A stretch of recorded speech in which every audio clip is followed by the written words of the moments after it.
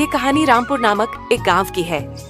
इस गांव में गोविंद नाम का एक ईमानदार और मेहनती किसान रहता था। वह अपनी पत्नी सुजाता और 2 बच्चों के साथ साधारण और सादगी भरा जीवन जीता था।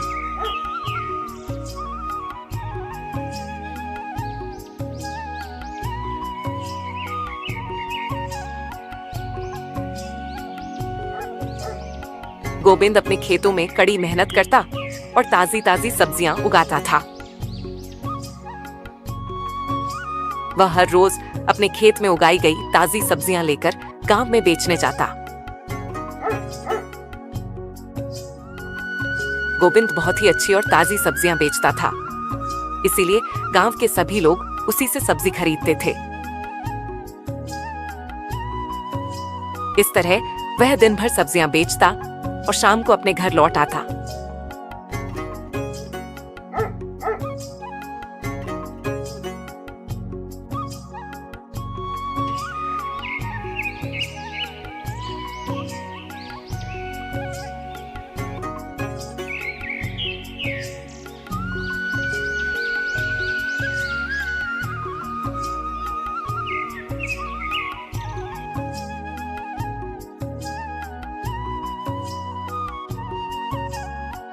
अरे बाप रे, इतनी देर हो गई। सुजाता, जल्दी से सब्जियों की टोकरियां तैयार कर दो। मैं तो अभी तक तैयार भी नहीं हुआ। पता नहीं कैसे इतनी देर तक सोता रह गया। सूरज सिर पर चढ़ाया है। मुझे तो चौराहे तक जल्दी पहुंचना था। अगर देर हुई तो ग्राहक भी चले जाएंगे और सब्जी खराब हो जाएगी। आप बेफिक्र रहिए जी। मैंने सुबह सुबह ही सब्जियों की सारी टोकरियां ताजी सब्जियों से भर दी थीं। बस आपको तैयार होकर ठेले पर लादना है। देखिए, आपका आधा काम तो मैंने कर ही दिया। वाह, तुम्हारा काम करने का तरीका तो कमाल का है। सच कहूं तो तुम न होती तो मेरा सब कुछ ठप हो जाता। तुम ही मेरी असली ताकत हो। बस बस, अब बातें बनाना बंद कीजिए। जल्दी से बिस्तर से उठिए और नाश्ता कर लीजिए। उसके बाद ठेला लेकर सब्जियां बेचने भी तो जाना है। मैं यहाँ घर और बच्चों को संभाल लूंगी। इसके बाद गोविंद नाश्ता करता है। नाश्ता करने के बाद वह सब्जियां लाता है और गांव की ओर निकल पड़ता है।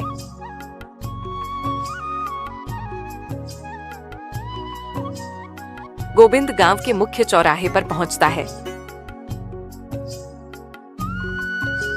उसके आने के कुछ ही देर में ग्राहक पहुंच जाते हैं।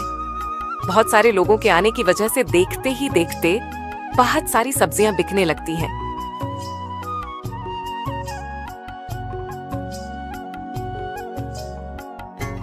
ये देखकर बसंत बहुत खुश हो जाता है। लेकिन तभी वह देखता है कि रामू चाचा सब्जी लेने के लिए वहां पहुंचते हैं।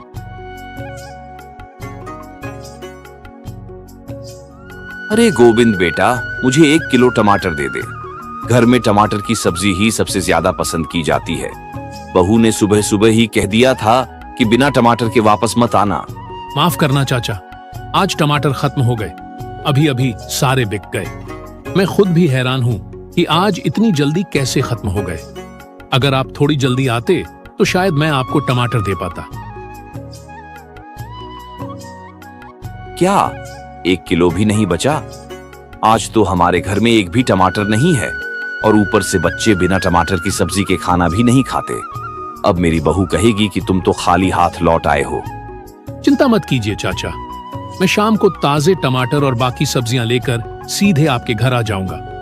आप बहू से कह दीजिए कि बेफिक्र रहें और उन्हें बताइएगा कि मैं उन्हें याद कर रहा था। जरूर बताऊंगा बेटा, तुम तो बड़े अच्छे हो। सब्जी बेचने के साथ साथ लोगों से भी इतनी अच्छी तरह बात करते हो। चलो ठीक है बेटा, मैं चलता हूँ। शाम को तुम्हारा इंतजार करूंगा। इसके बाद रामू चाचा अपने घर चले जाते हैं। गोविंद भी बची हुई थोड़ी बहुत सब्जियां बेचने के लिए दूसरी जगह चला जाता है।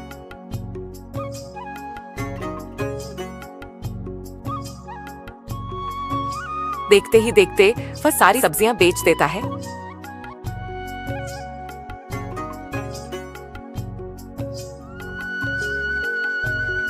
और अपने घर की ओर निकल पड़ता है।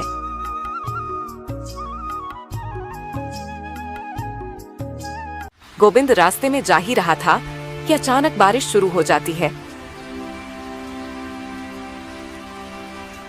तभी वह पास के एक बड़े पेड़ के नीचे रुक जाता है,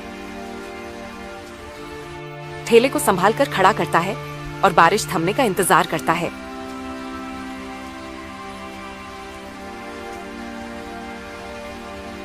हे भगवान, यह बारिश भी ऐसे वक्त पर आनी थी जब मुझे जल्दी घर पहुंचना है।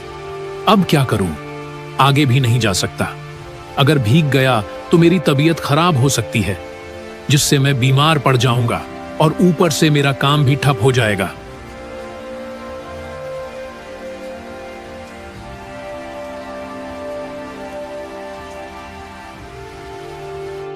कुछ देर बाद बारिश रुक जाती है। उसके बाद गोविंद अपने ठेले को लेकर घर लौट आता है।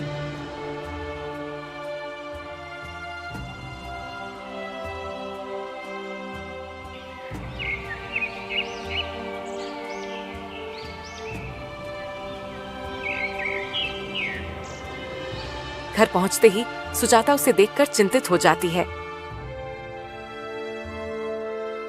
आज इतनी देर कैसे हो गई? मैं सोच रही थी कि कहीं आप बारिश में ठेला लेकर फंस तो नहीं गए। ये सोचकर मैं बहुत चिंतित रही। वैसे सब ठीक तो है ना?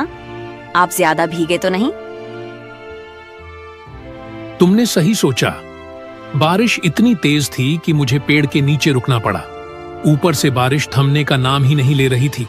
इसी वजह से मैं पूरी तरह भीग गया। अरे ठीक है, आप जल्दी से कपड़े बदल लो और हाथ मुंह धोकर खाना खा लो। ज्यादा ठंड लग गई तो बीमार पड़ जाओगे। नहीं सुजाता, पहले रामू चाचा के घर सब्जियां पहुंचाने जाना है। मैं आज उन्हें सब्जी नहीं दे पाया। और हाँ, उनके बगीचे के मीठे आम भी लेते आऊंगा। तुमने कहा था ना कि तुम्हें आम खाने का मन है। वाह, आप कब से मेरी बातें याद रखने लगे हैं? ठीक है, पर जल्दी आना। ठंड और बारिश ने मौसम बदल दिया है।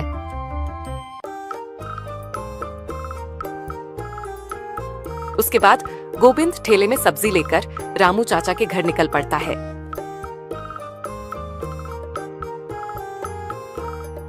चाचा, अरे ओ रामू चाचा, बाहर आइए। मैं आपके लिए ताजी सब्जियां लेकर आ गया। टमाटर भी हैं और बाकी सब्जियां भी। बहू को कहिए कि आज शिकायत का मौका नहीं दूंगा।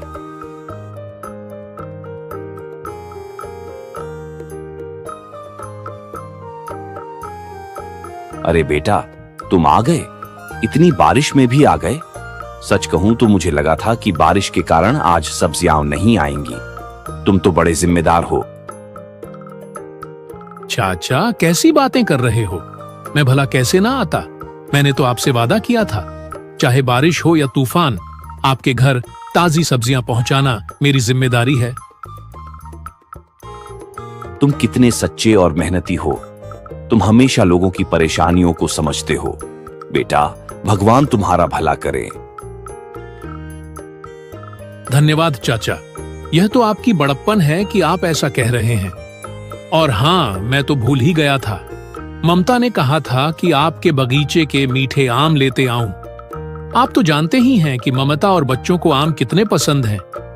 ऊपर से आपके बगीचे के आम बहुत ही मीठे होते हैं। क्या आप मुझे कुछ आम दे सकते हैं?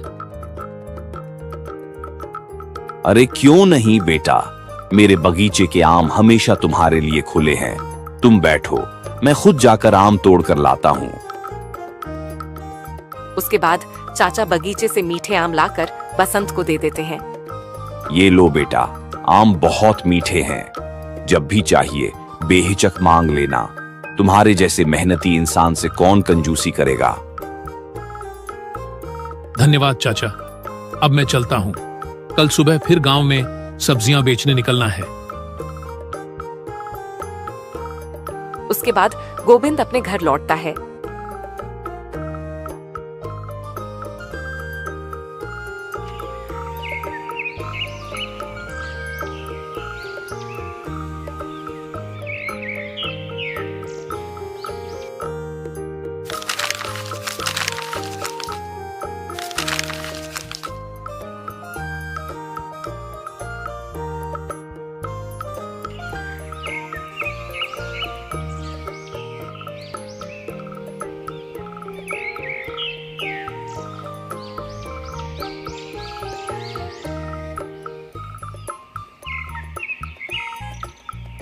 अगली सुबह गोविंद सब्जियां लेकर गांव की ओर निकल पड़ता है।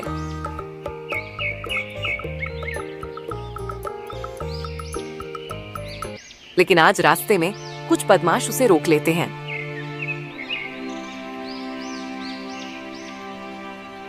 ओ ठेले वाले, कितनी बार कहा है कि इस रास्ते से मत आया कर, तुझे समझ में नहीं आता क्या? भैया, मैं और कहां जाऊं? यही रास्ता तो गांव की ओर जाता है। अगर मैं सब्जी बेचने नहीं जाऊंगा तो मेरा परिवार कैसे चलेगा? मैं गरीब आदमी हूं, मुझे अपना पेट पालने दो। गरीब?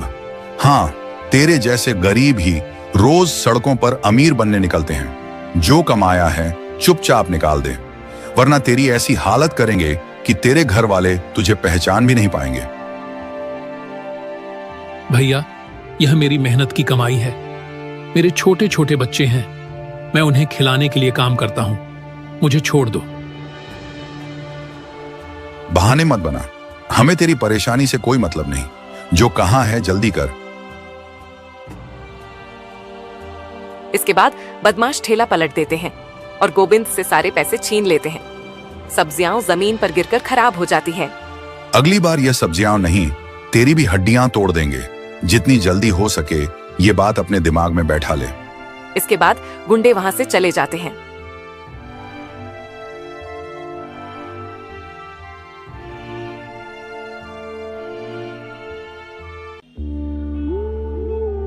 हे भगवान, यह मेरे साथ ही क्यों होता है? मेरी मेहनत की कमाई बार बार लूट ली जाती है। अब मैं क्या करूं?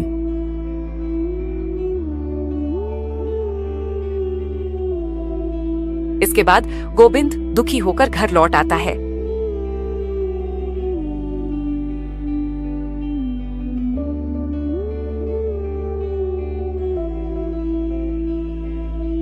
उसकी पत्नी सुजाता उसे परेशान हाल में देखती है और चिंतित होकर पूछती है,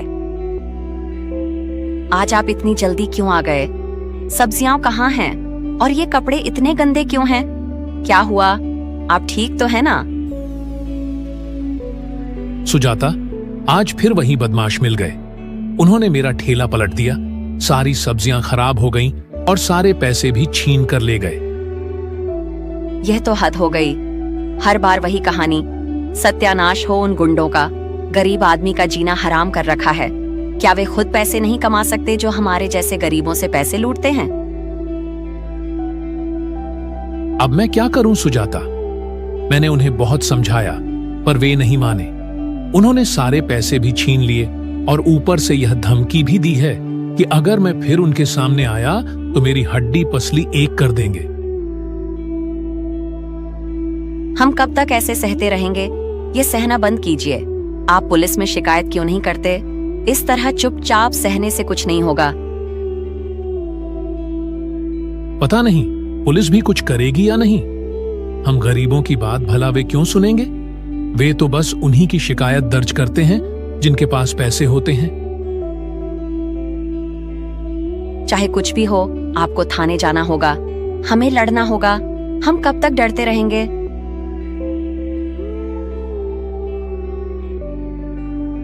इसके बाद गोविंद और सुजाता थाने पहुंचते हैं। हाँ भाई, क्यों आए हो? जल्दी बोलो, मुझे और भी बहुत काम है।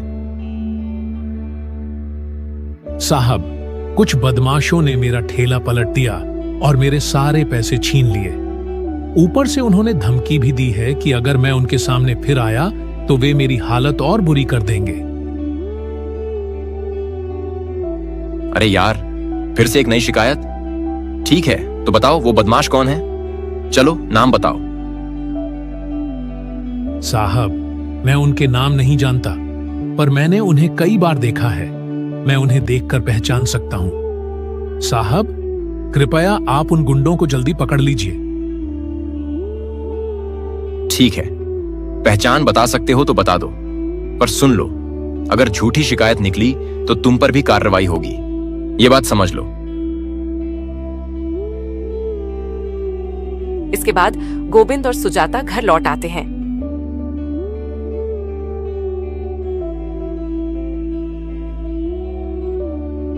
थानेदार बेमन से पुलिस भेजता है और बदमाशों को थोड़ी देर बाद पकड़ लिया जाता है।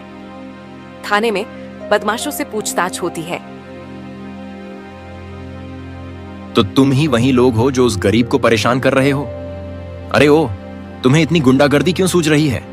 पता है ना इसकी सजा क्या है? साहब, हमने क्या किया? बस भूख लगी थी तो थोड़ा पैसा मांग लिया। क्या बुरा किया? अच्छा, तो तुम्हें भूख लगी थी, लेकिन अगर भूख लगी थी तो खुद क्यों नहीं कमाते? देखो साहब, हमसे आप ना उलझो और कुछ पैसे लेकर रफा दफा कर दो। अच्छा, तुम्हारी इतनी हिम्मत कि मुझसे जबान लड़ाते हो और थाने में ही रिश्वत की बात करते हो। पता है ना इसकी सजा क्या है? अरे साहब, आप तो बुरा मान गए। मेरा मतलब था कि आप थोड़ी मदद कर दीजिए। आप हमारे बड़े भाई जैसे हों। ये लीजिए, आप हमसे 10,000 रुपए ले लीजिए। इतने सारे पैसे देखकर थानेदार की नीयत खराब हो जाती है। वो तुरंत उनसे पैसे ले लेता है।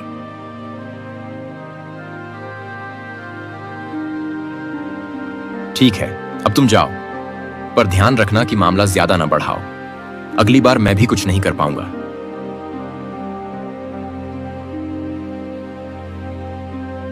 इसके बाद बदमाश हंसते हुए बाहर निकल जाते हैं। इस गोविंद का तो कुछ करना पड़ेगा। उसकी इतनी हिम्मत कि वह हमारे खिलाफ थाने में शिकायत दर्ज करवाए। अब तुम देखना मैं उसका क्या हाल करता हूं।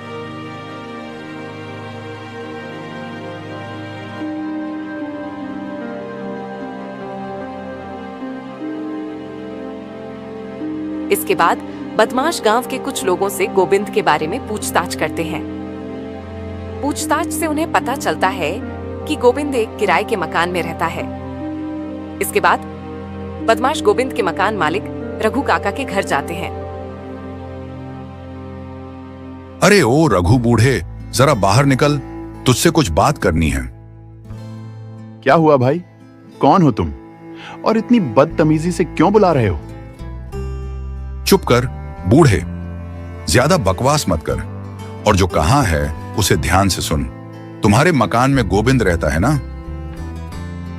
हाँ, वो मेरे मकान में ही किराए पर रहता है। पर हुआ क्या है? वो सब छोड़, बस कल ही जाकर उसे बोल कि वो ये मकान खाली कर दे।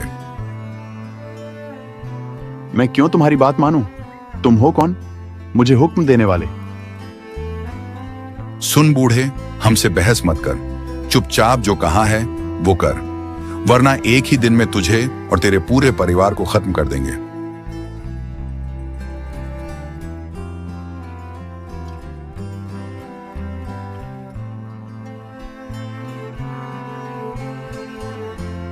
ये सुनकर रघु काका डर जाते हैं।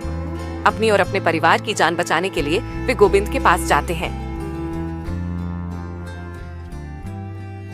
गोविंद, मेरी बात ध्यान से सुनो। तुम ये घर कल तक खाली कर दो। क्या हुआ रघु काका, आप ऐसा क्यों कह रहे हैं? हमने तो किराया समय से दिया है, अचानक यह सब क्यों? मुझसे बहस मत करो, मैं ज्यादा कुछ नहीं कह सकता। बस तुम कल तक ये घर खाली कर दो, वरना मैं तुम्हें इस घर से धक्का मारकर बाहर निकाल दूंगा। काका, आपको अचानक क्या हो गया है? आप इस तरह से क्यों बात कर रहे हैं? मेरे छोटे छोटे बच्चे हैं, हम कहां जाएंगे? वो सब मैं नहीं जानता गोविंद, वो तुम्हारी समस्या है और यह मेरा आखिरी फैसला है। इतना कहकर रघु काका वहां से चले जाते हैं।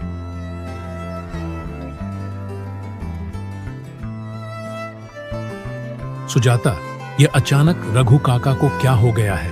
वो इस तरह क्यों बात कर रहे हैं?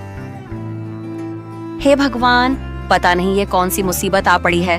अब हम क्या करेंगे? तभी वही बदमाश गोविंद के घर पहुंचते हैं।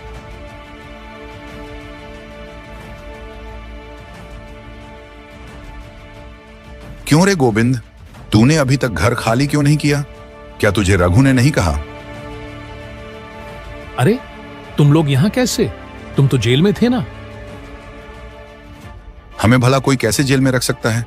हमसे तो पुलिस भी डरती है। अच्छा, अब समझा। तो तुम लोग हो जिसने रघु काका को धमकाया है। और तुझे क्या लगा कि तू हमें आसानी से सजा दिला देगा? चल, अब जल्दी से ये घर खाली कर। सुनो, इसका सारा सामान बाहर फेंक दो। बदमाश गोविंद के घर का सारा सामान बाहर फेंक देते हैं। गोविंद का परिवार मजबूर होकर घर छोड़कर चला जाता है।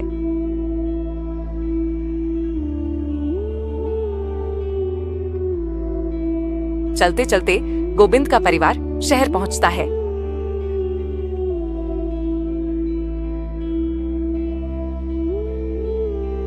थोड़ी ही देर में शाम हो जाती है।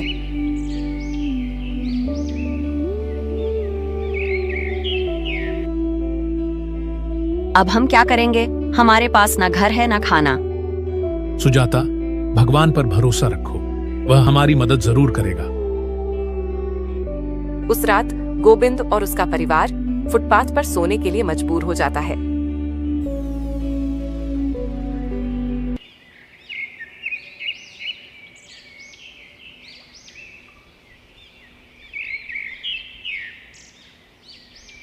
अगली सुबह जब गोविंद की आंख खुलती है तो उसे एहसास होता है कि उन्होंने पूरी रात फुटपाथ पर ही बिताई है। सुनो सुजाता, बच्चे अभी तक सो रहे हैं। इनके उठने से पहले मैं खाने का कुछ इंतजाम करता हूं। तुम इनका ध्यान रखना। ठीक है जी, आप जाइए, मैं इनका ध्यान रखती हूँ। आप बस जल्दी से कुछ खाने का इंतजाम कर दीजिए। इसके बाद गोविंद खाने का इंतजाम करने के लिए निकल पड़ता है।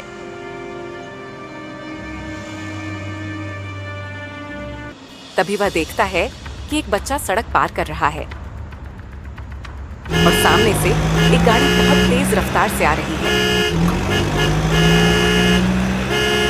गोविंद तुरंत उस बच्चे को पकड़ लेता है और उसकी जान बचा लेता है।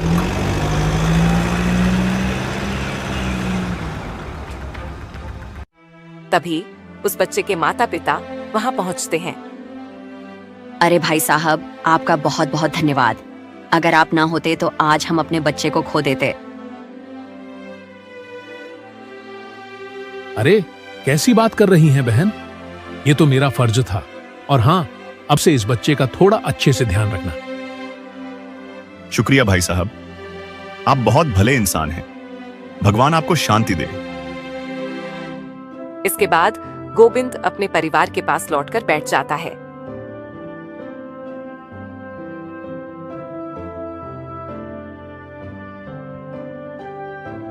तभी उस बच्चे के पिता यह सब देख लेते हैं। भाई, तुम यहां क्यों बैठे हो? क्या तुम्हारा घर नहीं है? साहब, क्या बताऊं, हमारा घर छीन लिया गया। बदमाशों ने हमारी जिंदगी बर्बाद कर दी। इसके बाद गोविंद उस आदमी को अपनी पूरी कहानी बताता है।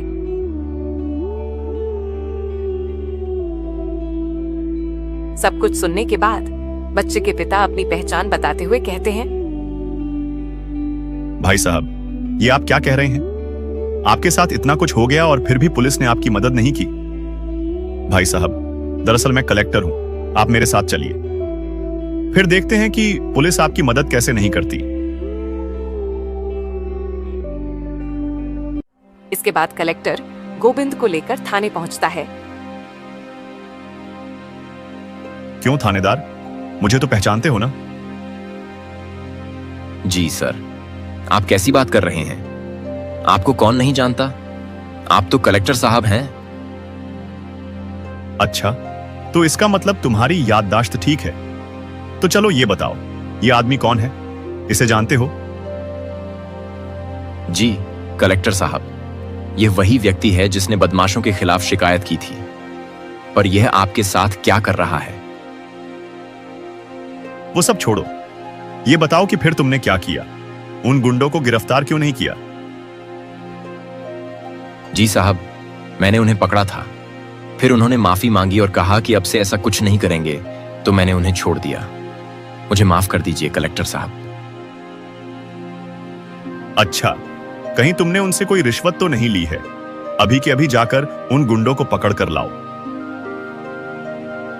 इसके बाद कलेक्टर बदमाशों और थानेदार पर सख्त कार्रवाई का आदेश देता है। उसके बाद सारे बदमाश और साथ में थानेदार को जेल में बंद किया जाता है। साहब, आपका बहुत बहुत धन्यवाद। आपने मेरी जिंदगी बचाई। मैं आपका यह उपकार कभी नहीं भूलूंगा। अरे, ये तुम क्या कह रहे हो भाई साहब? ये तो मेरा कर्तव्य था, और ऊपर से जो तुमने मेरे लिए किया है उसके आगे तो यह कुछ भी नहीं है। इसलिए मैं तुम्हें कुछ पैसे देना चाहता हूं। अरे नहीं कलेक्टर साहब, मैं आपसे पैसे नहीं ले सकता। आपने हम पर इतना बड़ा एहसान किया है और आप हमें पैसे देकर हम पर और एहसान मत कीजिए। अरे भाई साहब, मैं आप पर कोई एहसान नहीं कर रहा हूं। मैं बस आपकी मदद करना चाहता हूं। कृपया मना मत कीजिए। आप मुझे अपना छोटा भाई समझकर ये पैसे ले लीजिए। कलेक्टर साहब के इतना कहने की वजह से गोविंद ने उनसे पैसे ले लिए।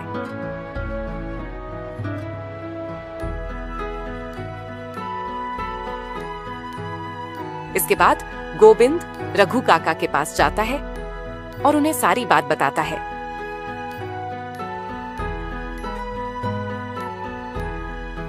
मुझे माफ कर दो बेटा, मैं मजबूर था।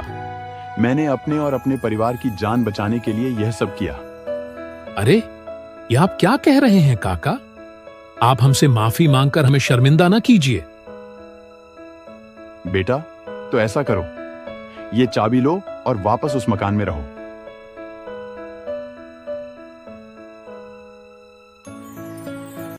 इसके बाद गोविंद फिर से अपने पुराने घर में वापस आ जाता है और अपना जीवन नए सिरे से शुरू करता है।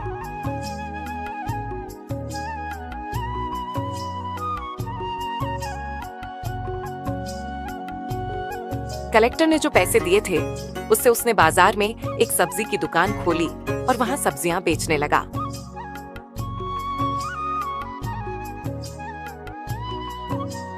गोविंद और उसका परिवार फिर से खुशहाल जीवन बिताने लगता है।